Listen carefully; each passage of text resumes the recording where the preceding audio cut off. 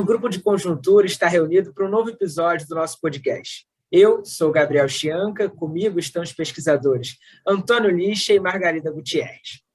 Bem, nessa semana, mais especificamente nessa segunda-feira, em viagem pelos Emirados Árabes Unidos, o ministro da Economia, Paulo Guedes, afirmou, entre aspas, o Brasil foi uma das economias que menos caiu, que voltaram mais rápido, criaram mais empregos e estamos crescendo também acima da média mundial.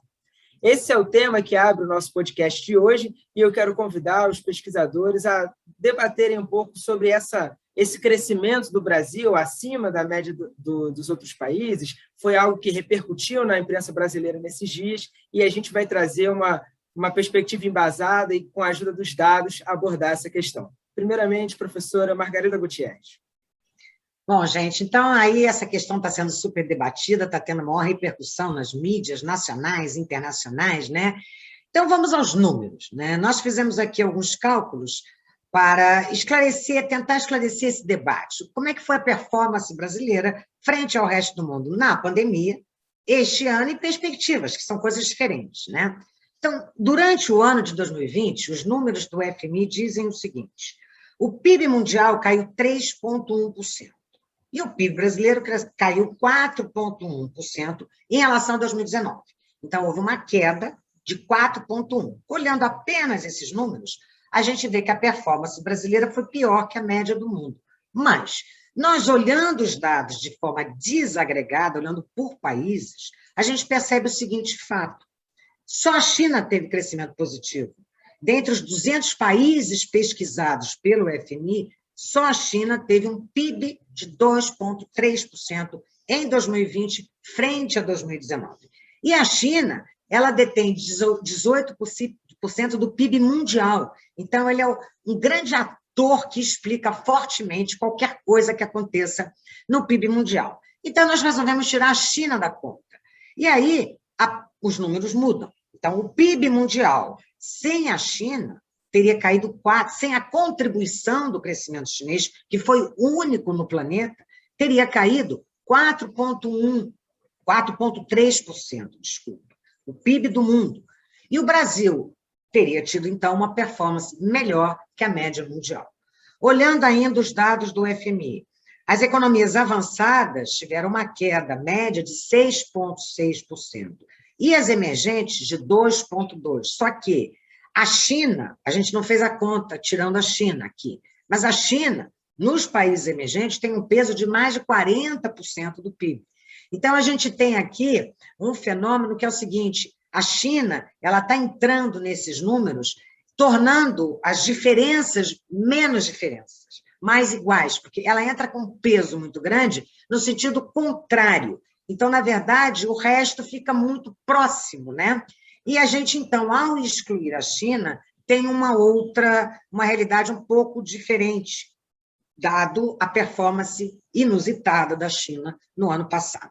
Olhando ainda os dados que foram divulgados ao longo deste ano, o ano de 2021, os dados da OCDE especificamente, né, nós percebemos o seguinte: os Estados Unidos são o único país avançado, país mais central, que já recuperou o nível pré-pandemia, que é o dado o quarto semestre de 2019. Todos os demais países avançados ainda se encontram em níveis de PIB no segundo ou no terceiro trimestre, aí dependendo, né, do país. Há países que já divulgaram os dados do terceiro trimestre, como o PIB, né, o PIB dos Estados Unidos, o PIB da zona do euro. Todos esses países estão com níveis de PIB, ou no segundo ou no terceiro trimestre deste ano, ainda abaixo do quarto trimestre de 2019. E olhando os países emergentes, a maioria deles só divulgou dados ainda relativos ao segundo trimestre deste ano. Apenas Brasil, Chile e Turquia têm níveis de PIB superiores ao nível pré-pandemia. No caso brasileiro, a diferença é muito pouquinha, é melhor a gente dizer, porque tem sempre uma estimativa envolvida aí, que o nível do PIB brasileiro no segundo trimestre já tinha alcançado o nível pré-pandemia, né? Os demais países emergentes, com exceção do Chile, da Turquia e o Brasil, todos eles ainda se encontram no nível de PIB inferior ao quarto trimestre de 2019. O que a gente pode atribuir a isso, né? Tem uma série aí de pacotes que o Brasil adotou que foram muito, muito, muito generosos, a gente tem muitos dados sobre isso. Então, por exemplo, o nosso pacote fiscal se assemelha, em termos de intensidade, a de países mais desenvolvidos. O Brasil também, nesse quesito, foi ousado, vamos dizer assim, né? E, com isso, manteve-se. E auxílios de vários tipos, auxílio emergencial, auxílio à manutenção dos empregos, uma série de outros. Só estou falando do fiscal. Então, isso certamente ajudou a preservar renda, empregos, demanda, né? Em termos de política monetária, nosso conjunto de políticas foi muito além de só a redução da taxa Selic. Usando os dados do Banco Central, o nosso pacote monetário foi de 37% do PIB, em termos de liberação de liquidez e de capital, para que os bancos pudessem fomentar crédito, liberar crédito. Então, nós temos 37% do PIB. Olhando a performance de outras economias, a nossa é muitíssimo maior. E, em termos de atuação também do Banco Central no mercado de câmbio, foi um pacote muito vigoroso, não faltou hedge cambial, né, que era o grande receio do Banco Central, era corrigir disfuncionalidades no mercado de câmbio à vista, e ele fez vendas expressivas, né, em duas modalidades de câmbio no mercado à vista e um volume de swaps cambiais no mercado futuro, exatamente para fornecer o hedge que os atores econômicos demandavam naquele momento de tamanha incerteza. Então, eu atribuo a esse conjunto muito sincronizado de políticas econômicas a performance brasileira, que foi uma queda, mas foi muito menos que a queda do mundo, e se a gente comparar país por país, aí nossa performance foi, de fato, muitíssimo melhor. Só complementando, Margarida, teu ponto de vista, também o Brasil teve uma ajuda do cenário internacional por causa do aumento dos preços das commodities, tá? Hoje em dia, os preços das commodities estão praticamente no seu pico histórico, não? Ou seja, praticamente a gente está retomando agora, nestes meses, o mesmo patamar de preço de commodities que a gente tinha em 2011, não? Quando a gente, não? No começo do segundo semestre de 2011, quando as commodities estavam...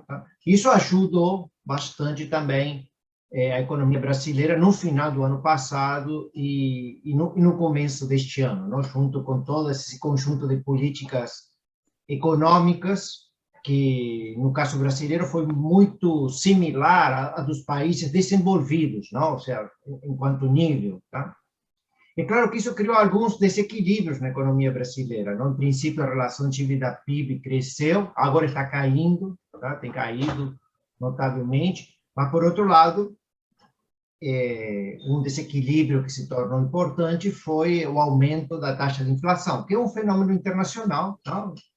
Está muito associado também ao aumento do preço das commodities, o que tem acontecido com a inflação em outros países, tá? Mas quando a gente avalia, então, o desempenho da economia brasileira ao longo de 2020, no primeiro semestre de 2021, ela tem tido um desempenho pelo menos similar à média do mundo, tirando a China, e parecida com de alguns dos países desenvolvidos, não? E as previsões do FMI para este ano montam um PIB de 5,9, o PIB mundial crescendo de 5,9, sendo que, novamente, dois atores, que são os Estados Unidos, previsão de crescimento de 6% e a China de 8%. Né? Esses dois países, esses dois atores, respondem por 35% do PIB mundial. Então, se a gente, novamente, não é tirar eles para fazer uma manobra contábil, não é isso, mas vamos relativizar essa média, porque essa média está fortemente influenciada por dois gigantes atores econômicos em termos de PIB mundial, que são os Estados Unidos e a China, e que vão crescer muito acima da média do resto, né? Então, olhando o Brasil nessa média do resto, a nossa performance, embora seja uma performance que poderia ter sido muito melhor, mas não tem sido, né? Não é tão ruim assim. Esse também é um ponto. Digamos, de qualquer forma, isso contrasta com o que a gente pode ver para frente, não? Ou seja, por enquanto a gente tem visto, a análise da Margarida tem sido analisar a economia brasileira e a economia mundial pelo retrovisor, ou seja, o que aconteceu no último, não, em 2020, no primeiro semestre de 2021. Agora, quando a gente olha para frente, acho que o cenário muda, não? A gente estamos esse bom desempenho da economia brasileira nesse ano e meio, desde o começo da pandemia até o final do primeiro semestre de 2021, mudaria quando a gente pensa o que pode acontecer, digamos, ao longo de 2022. Tá? Aí sim, o desempenho brasileiro pode ser, ou deve ser, muito pior do que da média internacional, não? Só para ter uma referência, na projeção que a Margarida citou do Fundo Monetário, ele prevê um crescimento para o ano que vem de 4,9%. É claro que Estados Unidos cresceria 5,2%, a China 5,6%, mas já nessa previsão para o ano que vem, o Brasil tem um crescimento de 1,5% nesse cenário. Tá? Então, já o próprio Fundo Monetário está mostrando como que vai existir um certo descompasso entre o crescimento brasileiro e o crescimento da economia mundial. É isso, basicamente, a gente tem tratado ao longo dos nossos vários podcasts, né? Uma questão muito importante que explica fortemente esse pior resultado que se espera para o ano que vem é a deterioração das condições financeiras. Porque no momento em que a economia já não será mais movida a estímulos fiscais e monetários, a demanda privada é que tem que entrar em ação. Mas para ela entrar em ação e sustentar crescimento, ela tem que ter condições financeiras que a estimulem a fazer isso, né? Consumo e investimento privados. E, na verdade, essa deterioração das condições financeiras, que tem vários fatores aí que a gente vem falando, ela está impedindo essa possibilidade da demanda privada ocupar, vamos dizer assim, a saída dos estímulos fiscais e monetários e ter uma economia funcionando mais no seu próprio ritmo e de acordo com os seus mecanismos, vamos dizer assim, endógenos. O último ponto que eu gostaria de destacar é que, junto com essa retomada da economia internacional, que aconteceu, digamos, agora este ano, tá? O forte crescimento da China e Estados Unidos, tá? Teve também um forte crescimento do comércio internacional. Tá? É claro que o Brasil é uma economia relativamente fechada, os estímulos do comércio não são tão importantes no Brasil, mas, de qualquer forma, o comércio mundial tem crescido muito, tá? Desde, digamos, o segundo semestre do ano passado. Tá? Acho que a Margarida me mostrou um dado aí, o comércio mundial deve ter crescido desde julho do ano passado até agosto deste ano, acima de 40%. 64%, desculpa, 40%. O preço dos commodities é que subiu 60%. 60%. Então, estamos também em um momento do cenário internacional em que o comércio está crescendo rápido. A OMC prevê que o comércio mundial deve crescer este ano um pouquinho abaixo de 11%. No ano que vem, um pouquinho abaixo de 5%. Tá? Então, o mundo vai crescer bem o ano que vem, tá? Tanto o PIB quanto o comércio, e não vai ser o caso do Brasil. Então, o ano que vem, sim, o Brasil vai destoar em relação às outras economias. Tá? Mas quando a gente olha para trás, no último ano e meio,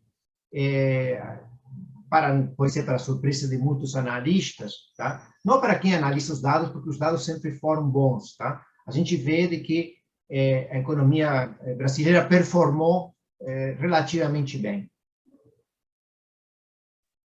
Bem, então, assim nós encerramos a nossa conversa de hoje sobre esse tema tão atual no debate da conjuntura brasileira, e na próxima terça-feira nós voltamos com mais um podcast do Grupo de Conjuntura. Até lá!